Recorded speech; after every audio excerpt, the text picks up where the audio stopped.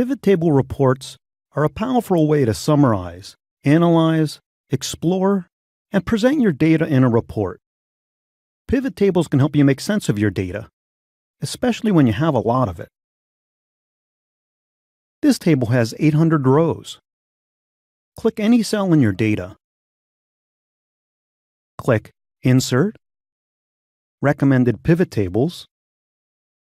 Excel recommends pivot table layouts that'll work well with your data. To help you decide, pick each of the recommendations to see what your data will look like in the preview box. Sum of order amount by salesperson is what I want, so I click OK.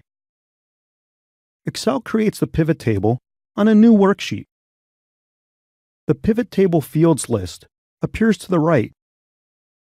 We'll cover that in the Create a Pivot Table Report Manually video.